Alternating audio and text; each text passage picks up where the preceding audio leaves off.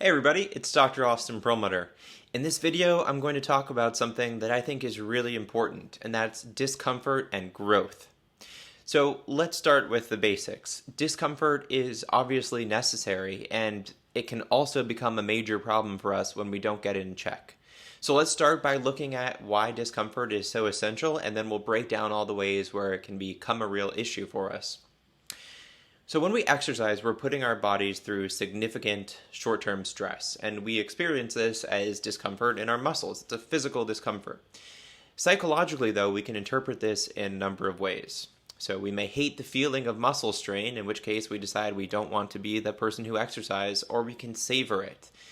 Similarly, people who routinely push themselves outside of their comfort zone may start enjoying that adrenaline boost that comes with being in a novel situation, while for other people, going outside the comfort zone even once in a while is going to increase those same chemicals but cause them to have a major psychological injury.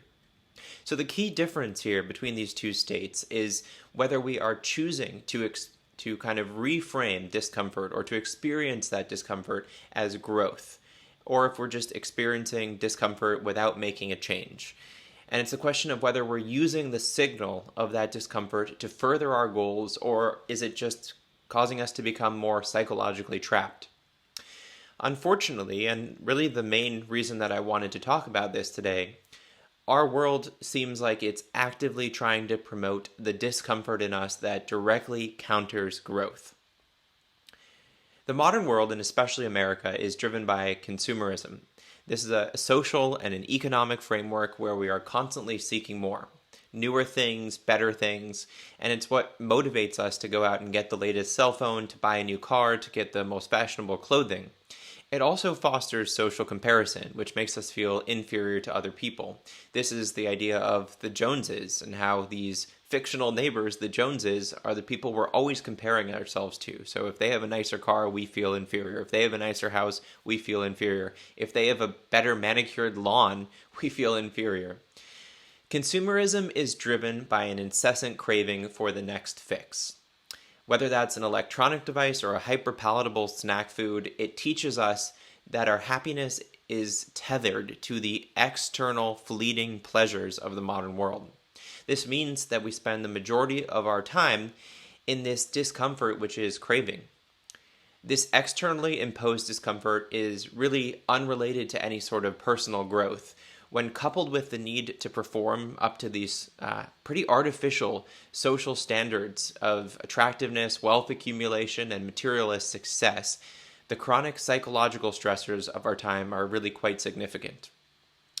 So here's the part that's really worth considering. Both productive and destructive forms of discomfort wire our brains for more of the same.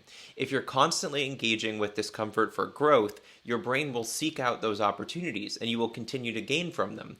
But if you're stuck in unproductive discomfort cycles, as is the case in the modern world with consumerist cravings, you're likely to remain there. So this is why I think it's so important to recognize the truth that I've been saying in multiple videos. If you do nothing, chances are you'll wind up unhappy, you'll wind up craving, you'll wind up constantly uncomfortable without growth.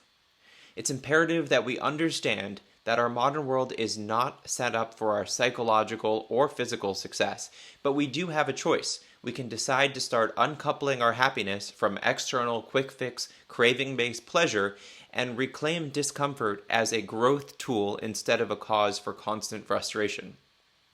So to this end, I want to come back to a couple of steps that I mentioned in a video last week. First, you want to collect data. So this is the exploration phase. This is going to make you more aware of the reality of your circumstances and how your behavior is being affected to your detriment.